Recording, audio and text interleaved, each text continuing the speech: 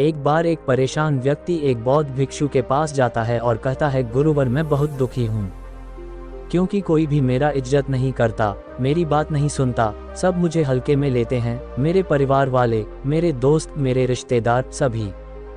जब मैं किसी बात में अपने दोस्तों के बीच अपनी राय रखता हूँ तो वह मेरे बातों को नज़रअंदाज करते हैं और कई बार तो मेरे बातों का मजा भी उड़ाते हैं।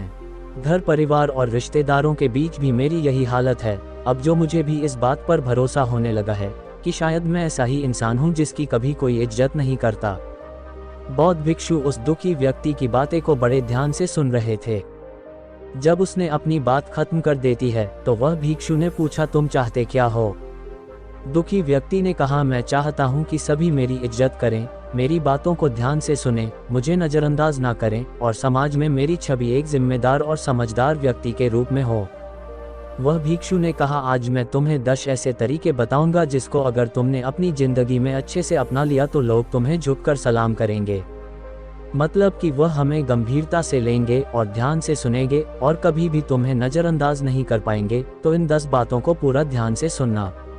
पहली बात, लोगों को ना कहना सीखो। अगर तुम किसी को खुश करने के लिए, उसकी नज़रों में अच्छा बनने के लिए उसके हर एक बात पर हाँ में हाँ मिलाते हो तो ऐसा करके तुम खुद ही खुद को नीचे ले जाती रहे हो, क्योंकि ऐसे व्यक्ति को लोग हल्के में लेना शुरू कर देती है जो उनकी हर बात पर हाँ में हाँ मिलाता है और लोगों को ना नहीं बोल पाता है, क्योंकि इससे सामने वाले को ऐसा लगता है कि तुम्हारे कोई अपनी सोच ही नहीं है, कोई अपनी राह ही नहीं है, तुम तो अपनी हर समय सबकी हाँ में हाँ मिलाते रहती हो।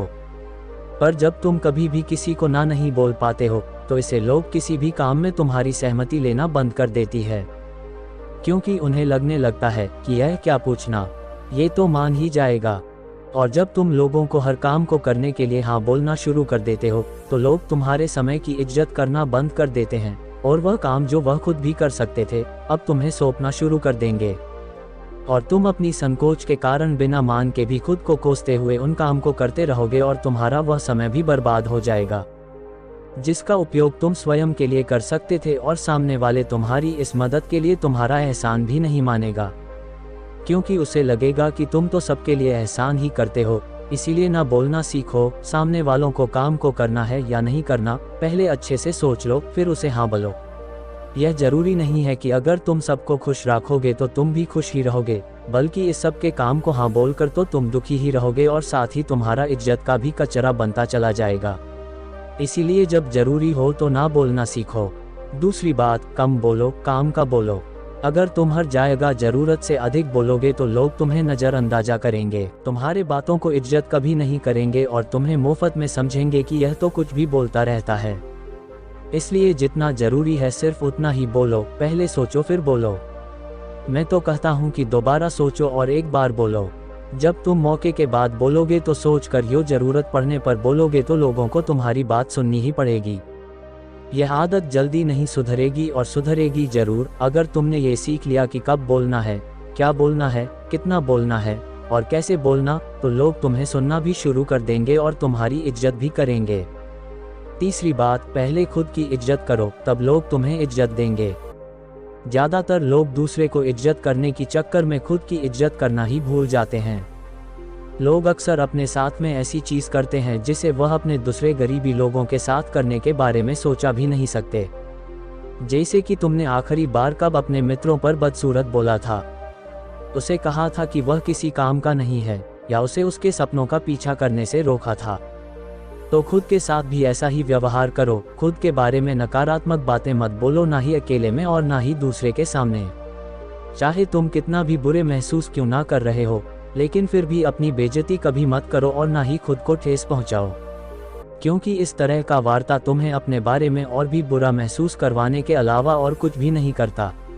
आपस में हंसी मजाक की बात अलग है, लेकिन जब तुम्हें कोई इज्जत ना दे और तुम्हारा बेइज्जती करे तो उसके खिलाफ आवाज उठाओ और उसे खुद के साथ सही पेश कहानी के लिए बोलो। इसके साथ भी तुम जिस भी काम को करते हो उसका सम्मान करो और अपने काम में लगातार बेहतरीन लाने का प्रयास करते रहो।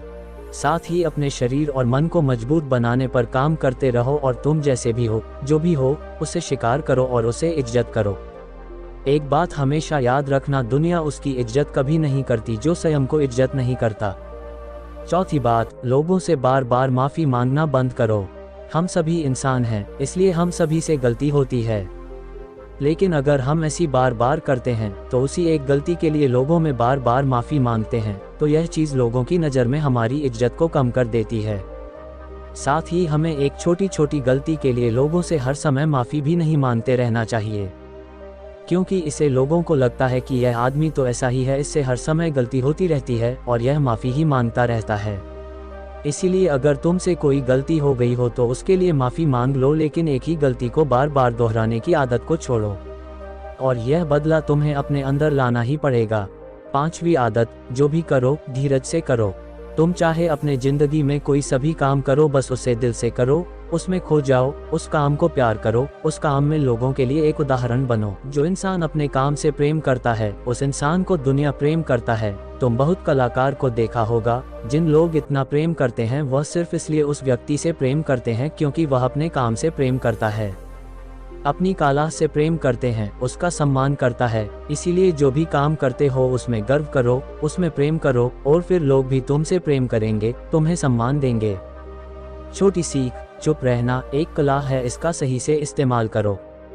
एक बहुत पुरानी कहावत है कि मूर्खों के लिए सबसे अच्छा जवाब यही है कि आप चुप हो जाओ, लेकिन ये कहा बात अभी तक सही है।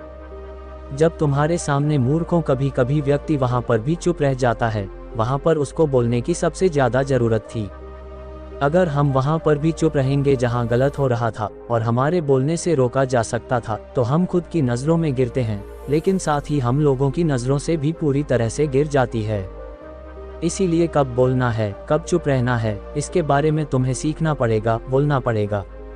और चुप रहना दोनों एक कला है, लेकिन बोलने से ज़्यादा चुप कहाँ पर रहना है ये सबसे बड़ी कला है।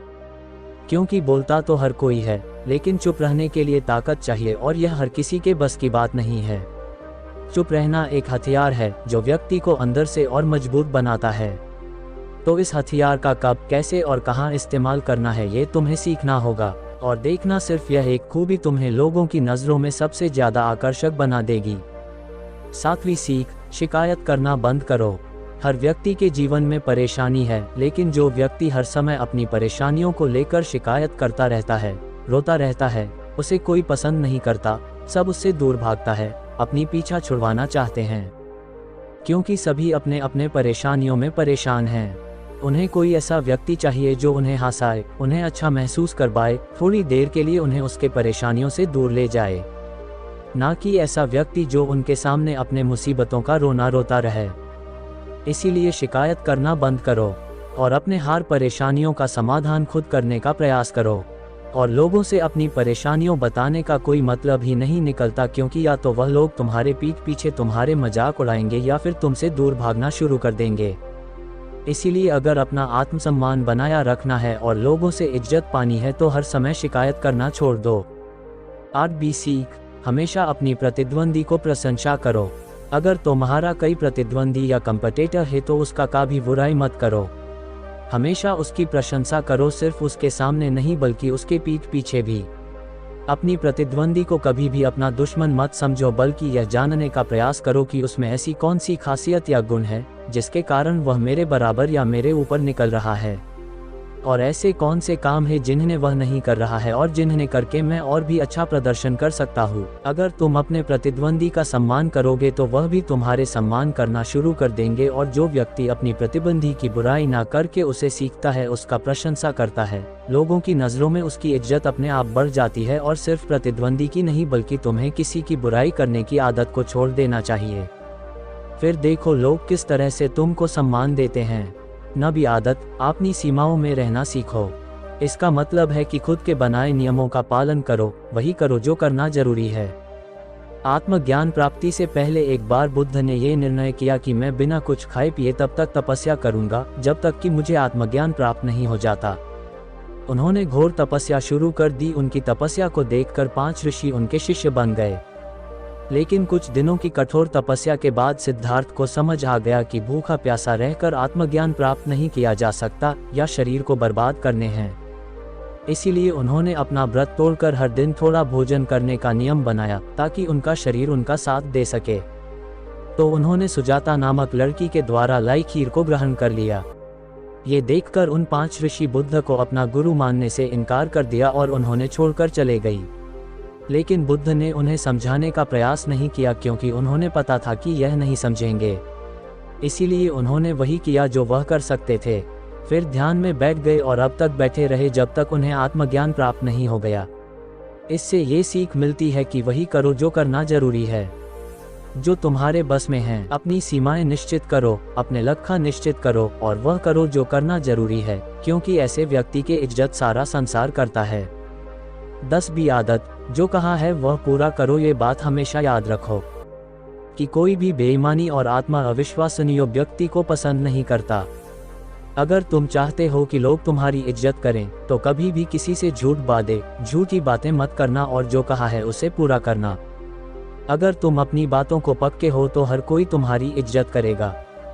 अगर तुम उन लोगों से झूठ बोलते हो तो कोई तुम्हारा सम्मान तो बड़ी बात है, एक पल के विश्वास भी नहीं करेगा।